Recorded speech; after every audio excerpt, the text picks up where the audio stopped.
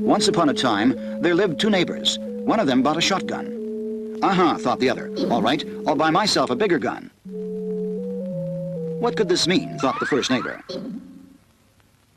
I'll buy myself something bigger. By the end of the 1960s, the Soviet Union seemed likely to match America's nuclear arsenal. The two superpowers faced a choice: slow down their competition, the process that would be called détente, or continue an arms race that could end in all-out war.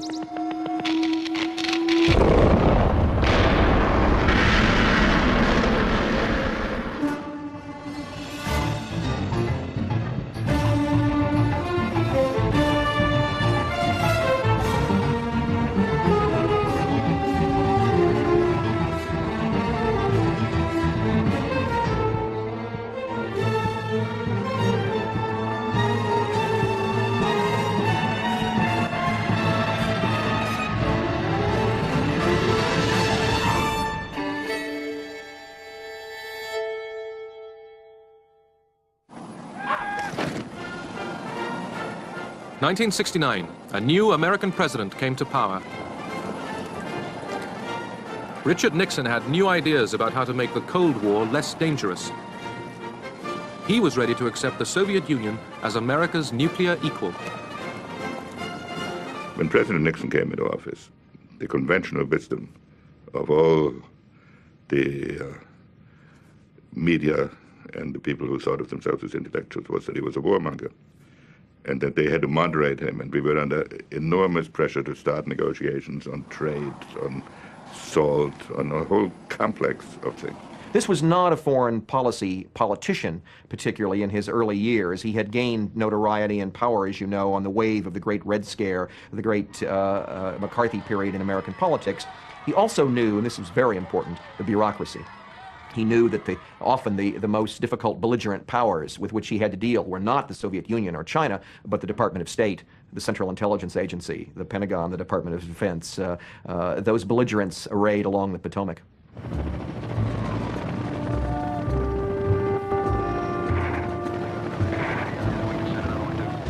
Although Nixon wanted to revise America's Cold War strategy, his first priority was to get American troops out of the war in Vietnam.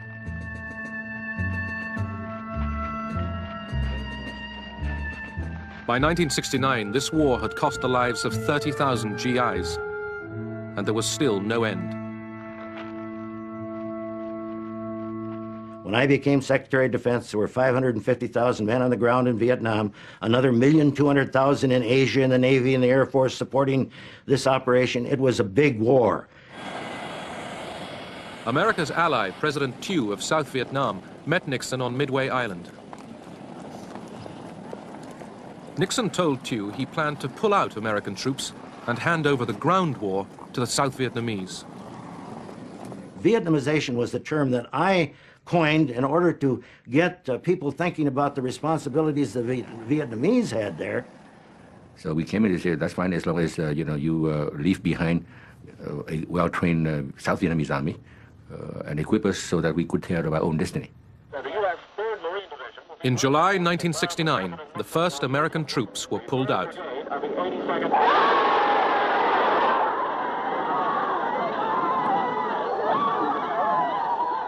Both Nixon and Kissinger knew what it was doing to our society, the controversy, the distractions, the financial costs, the terrible human toll in terms of lives lost and wounded, not only of Americans, but Vietnamese and others, and also the distractions from other foreign policy initiatives. It's one reason that Nixon and Kissinger wanted to open up with China and to improve relations with Russia, partly to try to bring pressure on the Vietnamese to negotiate a settlement, partly to show a dramatic forward movement of our foreign policy that we were not crippled and paralyzed by the Vietnam War. Hanoi had put on its own pressure with an offensive in the south. American generals proposed bombing North Vietnam's bases in neutral Cambodia. Nixon agreed to the bombing, but insisted the raids in Cambodia be kept secret. Doors open 30 PG, clean up at 30 PG. Stand by to release, ready now. Oh, I'm sorry. Good time, ready now.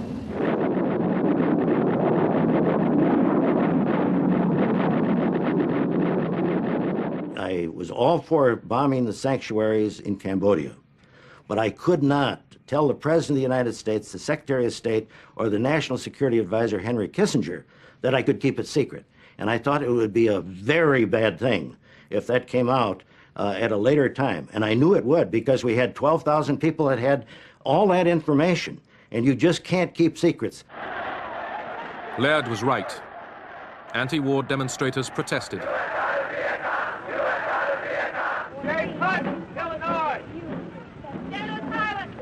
They called out the names of soldiers killed in Vietnam. Richard Nixon could look out the window of the White House and see a mob of people marching in the street, protesting the war in Vietnam, for instance. He could take a 3x5 card out of his pocket and take a look. And the polls showed him with the confidence of 75% of the American people. And he'd say, I'm not going to let those people in the street make foreign policy for this country. And so tonight, to you, the great silent majority of my fellow Americans, I ask for your support. I pledged in my campaign for the presidency to end the war in a way that we could win the peace. I have initiated a plan of action which will enable me to keep that pledge. The more support I can have from the American people, the sooner that pledge can be redeemed. For the more divided we are at home, the less likely the enemy is to negotiate. Nixon believed, I think correctly, that the opposition to the war was mostly about the draft and the casualties and not about the American presence. The Americans didn't care if we were bombing Hanoi. They didn't care if there were American airplanes around. What they didn't like was the fact that young American men were being drafted, sent to Vietnam, and being killed. The bombing of communist bases in Cambodia was no miracle cure. Okay. 100 meters away from it now, just from here. American GIs still came under attack in South Vietnam. All right, what's one then? All right, give me some cover.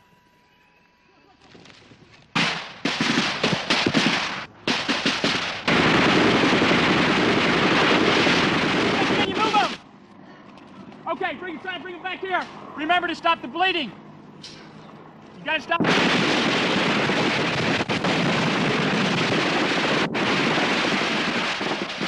Nixon now ordered a ground assault into Cambodia. Anybody out here? Do you feel the people are united behind you, Mr. President? As far as the people are concerned, I have no judgment on that. All that I can say is that I know that I did what I believed was right, and what really matters is, as far as the people are concerned, is whether it comes out right. If it comes out right, that's what really matters.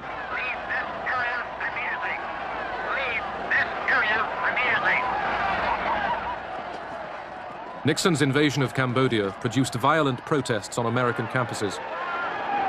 Ready position.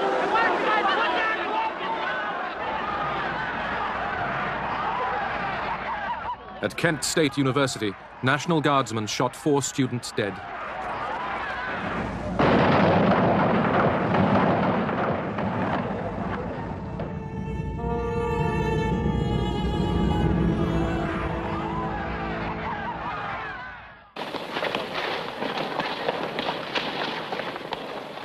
Every year, in the early spring and late autumn, the Soviet Army gets its new recruits.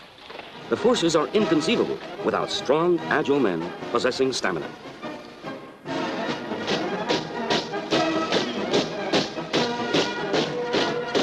These are fighting men. Fighting men alone could not guarantee security. Soviet leaders wanted arms agreements that recognized their nuclear parity with America. They also wanted American understanding in their quarrel with China. The Communist Party chief, Leonid Brezhnev, championed relaxation of Cold War tension with America, the policy that would be called détente. He was on his way to the very top of Soviet power. Brezhnev was a sincere person in many ways. He had been through the Great Patriotic War from beginning to end. He returned with the very strong conviction that he had to do his best to prevent war. This was illustrated every time he went to a collective farm or factory. He would ask people, "How are things?" They would complain, but then they would say, "Well, we can put up with it as long as there is no war." Каждый лидер любой страны Every leader in any country has the need to express his character and to leave his mark in history. потребность испытывать себя таким образом, выразить и оставить свой след в истории. He wanted to become the leader of the Soviet government. One of the ways he had of strengthening his position was making foreign policy his priority. American-Soviet relations were always at the center of our diplomacy. I would say that basically, whether the West believed it or not, our attitude was to have a more constructive relationship with the United States.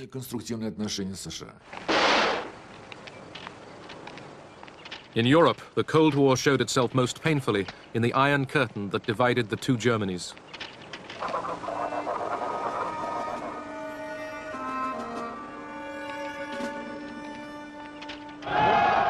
West Germany's new chancellor, the Social Democrat Willy Brandt, had his own ideas for improving relations with the Soviet bloc. The Germans called it Ostpolitik. Wir wollen ein Volk der guten Nachbarn sein und werden im Innern und nach außen. Der entscheidende Schritt, der das Ganze in Gang gebracht hat, The main thing that got the ball rolling was the decision of the Chancellor to call East Germany a state. Regierungserklärung, die DDR als einen Staat zu bezeichnen. Das war, wenn Sie so wollen, This was a fundamental change in our position, unserer Position, die uns which led to fierce criticism from the opposition. Gegnerschaft der CDU eingebracht hat. In Moscow, people were all ears. Moskau aber Aufmerksamkeit. In our opinion, there were more sober voices among the Social Democrats, those who would seek common points of interest with us. Not similarities in our outlook, but similarities in our interests. I would like to stress the difference. If we found points in common which would preserve a balance of interests, this could lead relations between the Soviet Union and West Germany out of a dead end.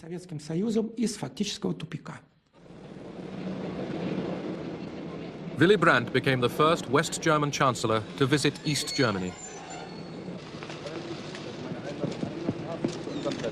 Ich wünsche Ihnen einen recht angenehmen Aufenthalt. Ich danke Ihnen sehr für die Begrüßung, auch dafür, dass Sie gutes Wetter besorgt haben. Daran soll es nicht liegen. Danke sehr. Brandt's visit was a triumph. To ordinary East Germans, he seemed to bring hope of change. But the Americans were worried. My first reaction to Ostpolitik was concerned that it would lead to German nationalism, that if Germany operated on its own vis-à-vis the East, it would emphasize its own national concerns, if not immediately, then over a period of time. Das Echo auf das, was wir uns vorgestellt haben. The response we got from Nixon and Kissinger was one of doubt and suspicion. Natürlich Skepsis war, Misstrauen. Had we thought about everything? Ich habe Kissinger als I had informed Kissinger shortly before we got into office what we planned to do. He asked a lot of questions. Und hat viele Fragen gestellt. We reached the point where I said, I am not here to consult, but to inform. Zu konsultieren, sondern zu informieren. Das war ein Ton, This was a tone unheard of in Washington. Noch nicht gehört hatte. While the danger we feared was real, the best way to avert it was not to fight it and then be accused of being the cause of permanent German partition, but rather to help guide it in a direction that was compatible with Allied policy. And so we established another back channel to Brandt through his associate Egon Bahr, and to the Soviets via Dobrinin and Falin. And we insisted that before anything could be concluded with respect to Germany, absolute assurances had to exist with respect to our position in Berlin. Brandt's next destination was Moscow. He hoped to remove Russia's fear of its old German enemy. Brandt was willing to recognize Europe's post-war borders and the division between East and West. Der Moskauer Vertrag war natürlich The Moscow Accords were the key to our bilateral treaty system with the East. Vertragssystems zum Osten. The Federal Republic ceased being an excuse for the Soviet Union to keep the Eastern Bloc in line. The treaty was a signal from Moscow that there was a readiness for change.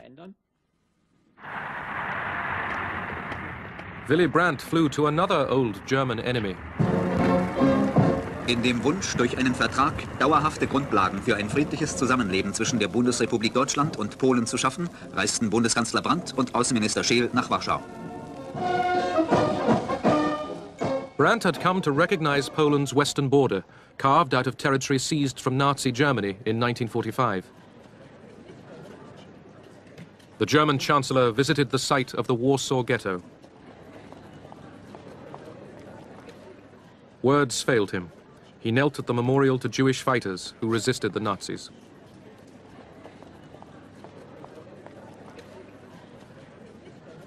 Brandt war, wenn Sie so wollen, ein Glücksfall. Brandt was a stroke of luck for German history. For the Americans, he symbolized reliability. He had proved himself the defender of Berlin against the menace of the East. And for the East, he was a resistance fighter against the Nazis, without any doubt. Nazis eben unbezweifelbar gewesen ist. In a divided Germany, these steps towards détente brought welcome cracks in the Berlin Wall. Families and friends separated by the wall could see each other once again.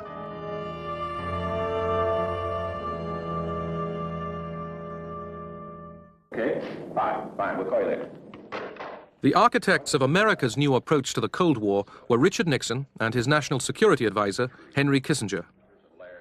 Henry was very temperamental, very bright, very territorial, very insecure. You could say the same thing about Richard Nixon. And they complemented one another a lot of the time. At the same time, they were rivals. They fought with one another. They fought not with one another, but behind one another's backs. They were devious. The embassies, so basically what is happening... The two men preferred to work in secret. Through back channels, they set up summit meetings in Beijing and Moscow. Well, we have a variety of independent sources also. Yeah, I know. None of them reliable. None of them totally reliable. That's right. Nixon and Kissinger wanted the summits in China and the Soviet Union to help America get out of Vietnam. They also hoped to bring China into their diplomatic game. The principal reason for seeking a rapprochement with China was to restore fluidity to the overall international situation. If there are 5 players and you can't deal with one of them, this produces rigidity. Secondly, we wanted to demonstrate to the American public that Vietnam was an aberration, that we had ideas for the construction of peace on a global scale.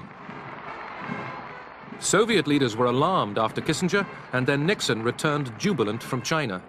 Not only have we completed a week of intensive talks at the highest levels, we have set up a procedure whereby we can continue to have discussions in the future. We have demonstrated that nations with very deep and fundamental differences can learn to discuss those differences calmly, rationally, and frankly, without compromising their principles. It was a great scare for our leaders, who decided that an anti-Soviet coalition was being formed, which included not only America and NATO, but also China. We felt we were being surrounded. The Moscow reaction was that a summit which we had tried to achieve before the trip to China, and in which they had been stonewalling us and tried to use it to, well, to put it kindly, blackmail us into untoward concessions or concessions we thought were untoward. Suddenly, they agreed to the summit, and it unfroze our relations. In March 1972, North Vietnam launched a new offensive in the south. Nixon responded with more air attacks.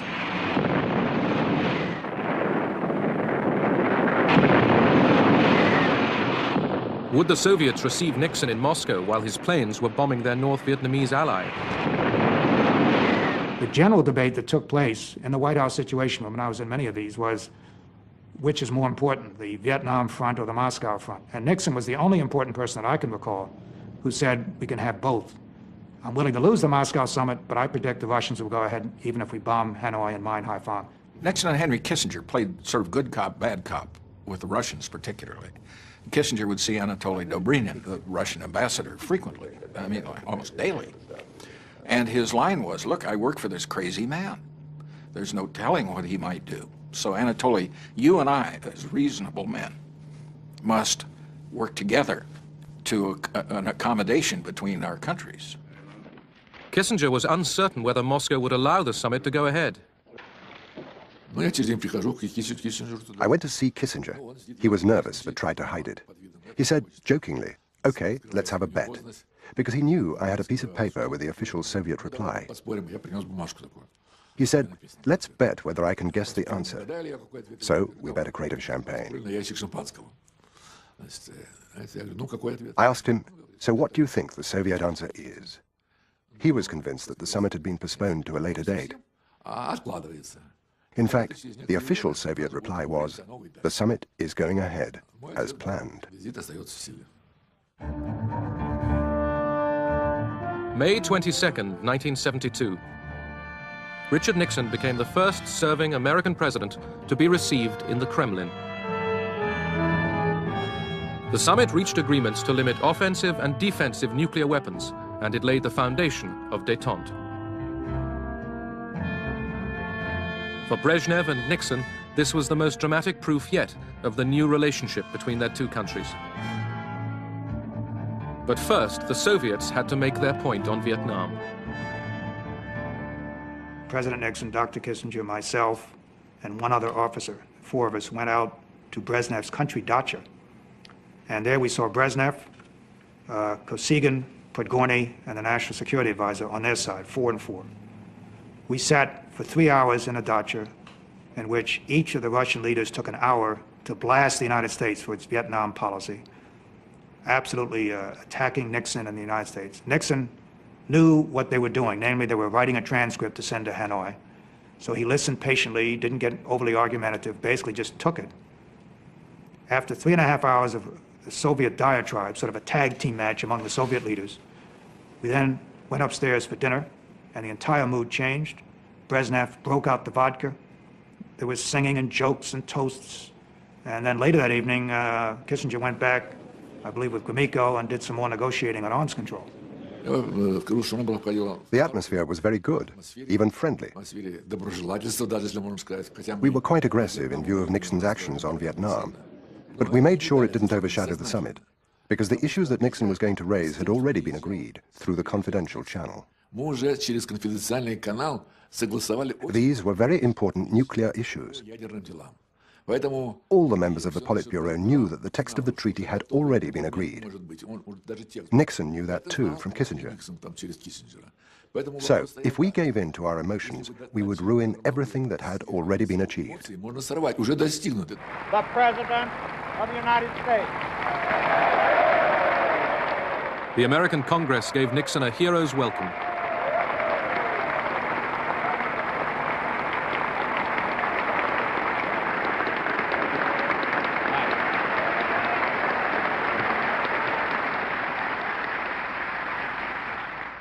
Last Friday in Moscow, we witnessed the beginning of the end of that era, which began in 1945.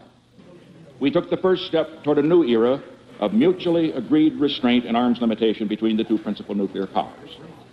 With this step, we have enhanced the security of both nations. We have begun to check the wasteful and dangerous spiral of nuclear arms, which has dominated relations between our two countries for a generation. We have begun to reduce the level of fear by reducing the causes of fear for our two peoples and for all peoples in the world.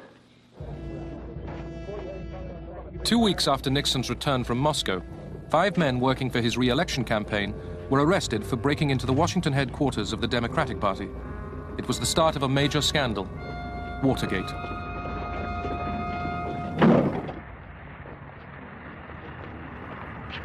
As election day approached, Kissinger returned from one of his many negotiating rounds with the North Vietnamese. He told Nixon he at last had a deal on Vietnam. The North Vietnamese negotiator, Le Duc Tho, presented to Dr. Kissinger a draft agreement on restoring peace and ending the war in Vietnam. And the first thing he said when he presented that document to Dr. Kissinger was, "You are in a hurry, are you not?" And I recall Dr. Kissinger nodding affirmatively when Le Duc Tho made that statement. We knew that Kissinger had met with the North Vietnamese side in Paris on October 9. So when he came on October 19 and gave us the text in English, mind you, and he asked us, he said, well, we got 4 days to sign. And of course, we politely said, well, you know, this is the first time we have been given this text, so we would like to have time to study it. But by the way, you know, where is the Vietnamese text? When I see the windows, the offense, when I see so many tombs, so many sacrifices for the freedom and liberty of Vietnam. I reaffirm again that the whole people of South Vietnam will resist again any peace which demand the rendition of South Vietnam and which will give the South Vietnam to the communist aggressors. I have great sympathy for Tube. And at the same time, I have great sympathy for our problem. We faced 65 congressional resolutions in the year 1972 alone that were urging unilateral withdrawal from Vietnam. And Mr. Kissinger said, well, if you sign this, we're going to bring peace, and we'll be, South Vietnam will be developed, people will be happy, at which President Thieu said, listen, we have the interest in the future of our country. We are not looking for Nobel Prize. South Vietnam refused to sign. With his deal facing collapse, Kissinger hastily reassured Hanoi America still wanted an agreement. We believe that peace is at hand. We believe that an agreement is within sight. It is inevitable that in a war of such complexity, that there should be occasional difficulties in reaching a final solution. This latest setback in the Vietnam peace talks did not damage Nixon. He was easily re-elected for a second term. Back in Paris, Kissinger had to put Thieu's objections to the North Vietnamese. How do I get out of here? We thought you weren't having a meeting today, sir. Well, do something surprising. It's getting to be difficult to have a secret rendezvous in Paris. It certainly is. Will you be meeting again tomorrow, sir? We expect to, yes.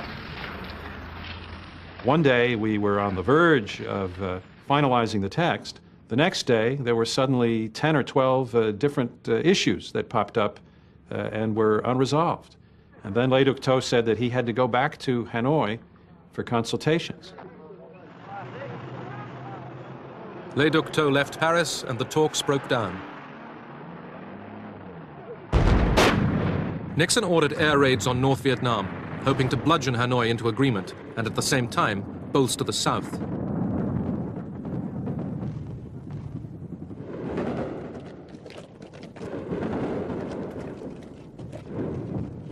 Over 12 days, Hanoi and Haiphong came under the most sustained bombing campaign of the war.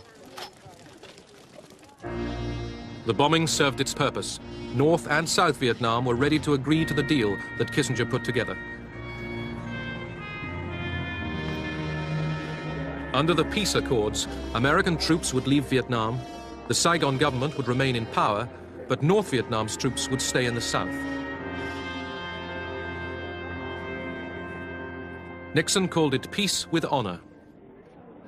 It so happened that with Mr. Kissinger, who had wanted to play the triangular to do the détente, and Vietnam had to go in order for détente to happen.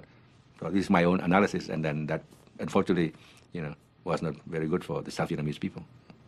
Good evening. The biggest White House scandal in a century, the Watergate scandal, broke wide open today.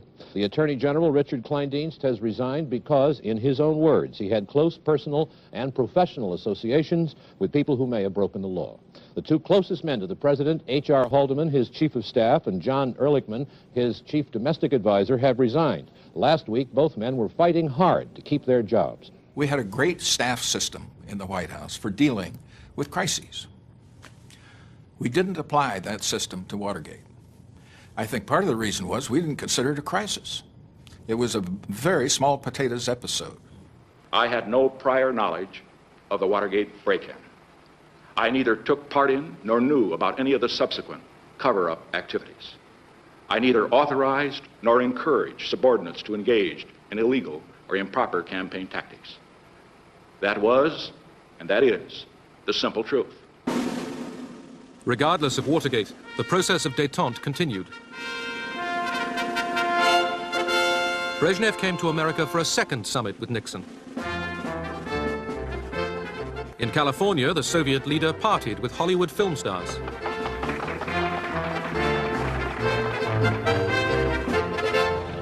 The Russians were still keen to deal with the American president. До нашей встречи с вами мы уже потратили не один час для деловых Разговором.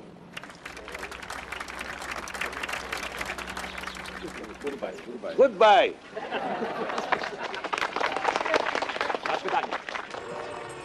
In spite of Nixon's denial of guilt over Watergate, he was accused of obstructing justice and faced impeachment by Congress. In August 1974, Richard Nixon, the man who took America into détente, gave up the fight and resigned.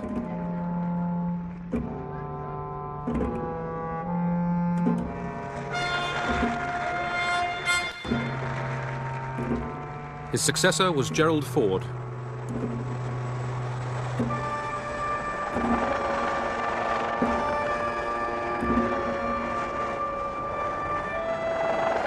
The Soviet leadership was astonished by Nixon's downfall. They thought, how could the most powerful person in the United States, the most important person in the world, be legally forced to step down for stealing some silly documents? It was so contrary to the mentality of the Soviet leaders that a person in such a senior position could be removed by legal means. They simply couldn't understand it. There were various suspicions. One of those suspicions was that it was done deliberately by the enemies of rapprochement between America and the Soviet Union.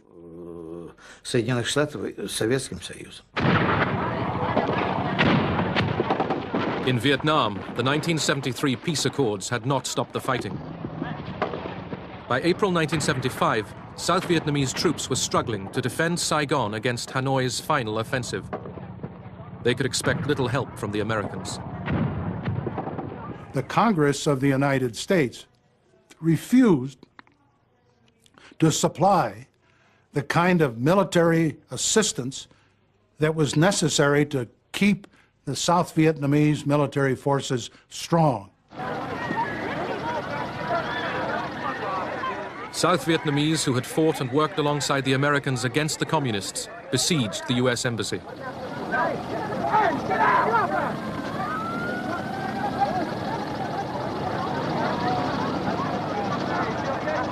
The Americans were getting away, but they had lost the war, and now they could not even save thousands of their South Vietnamese friends. The American experience in Vietnam, and particularly my own, had been like a B-52 strike from 60,000 feet up. Oh, we'd done a lot of damage. But very seldom did you have to gaze upon the consequences of that damage. That last day was like being in a B-52 strike right on the deck. You saw what our actions had wrought, and the horror and the shame was almost more than you could bear.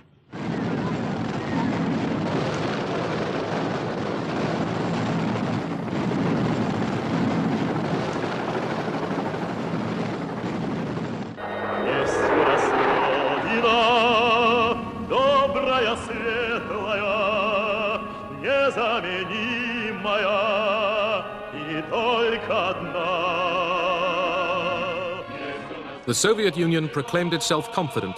It believed it was a superpower equal to America and boasted history was on its side.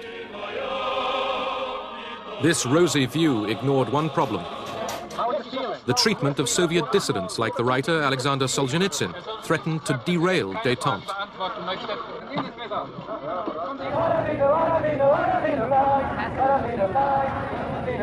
Mr. Kendall?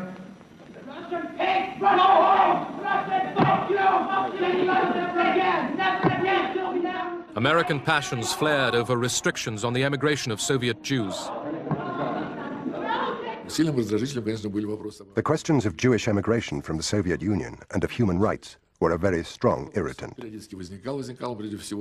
These issues were raised regularly by the US Congress and by demonstrations organized by pro-Israeli activists, and sometimes by hooligans. There was at the outset, of course, a genuine backlash in the Congress of the United States against the policy of détente, not in the first instance from where one might expect it, from the right-wing pews of the Republican Party. It came instead from the traditionally right-wing Democrats, the hard-line, sort of Cold Warrior Democrats like Scoop Jackson.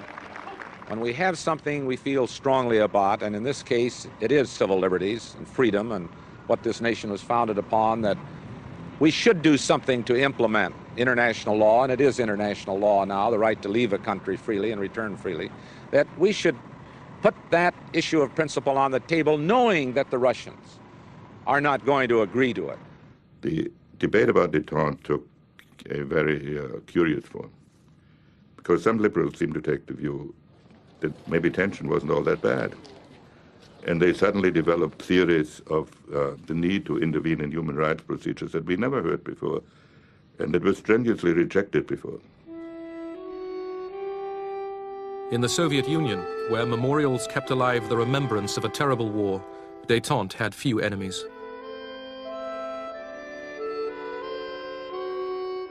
Soviet leaders hoped to guarantee their country's status and security with a treaty to be signed in Helsinki, which would recognize the post-war division of Europe.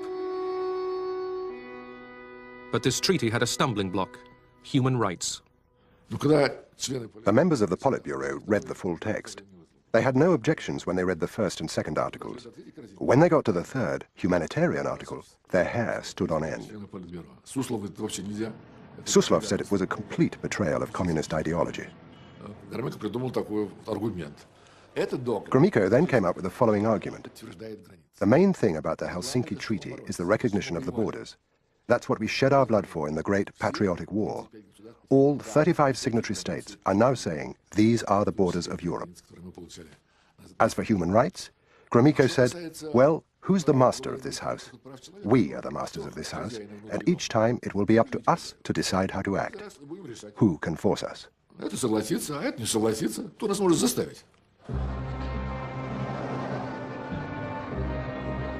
After overcoming the doubts of his colleagues, Brezhnev arrived in Helsinki, keen to cut a figure among leaders from East and West. Людям, принадлежавшим поколению, которое пережило ужасы Второй мировой войны, особенно отчетливо виден исторический смысл настоящего совещания. Право на мир должно быть обеспечено всем народам Европы. Both sides believed they had the agreement they wanted. The Soviet Union and the Warsaw Pact nations did not recognize that the human rights provision was a time bomb. We, the United States, believed that if we could get the Soviet Union and the Warsaw Pact nations to respect human rights, that was worth whatever else was agreed to in the Helsinki Accords. 3, 2, engine sequence start. 1, 0, launch commit. We have a liftoff. All engines building up thrust. Thanks to détente, rockets could now point the way to coexistence rather than war. Houston flight, Zug Moskva. Корабль Союз готов к стыковке. Apollo Houston, I got 2 messages for you. Moscow is go for docking. Houston is go for docking. It's up to you guys.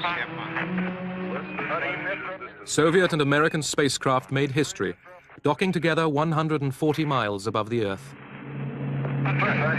Contact. All right. In space, cooperation was replacing years of Cold War confrontation. Glad to see you. When we went to the United States for training, we met the Americans. I remember one of them saying to me, "Since this international project, I've begun to sleep better at night. I'm no longer afraid of nuclear war, because we are working together."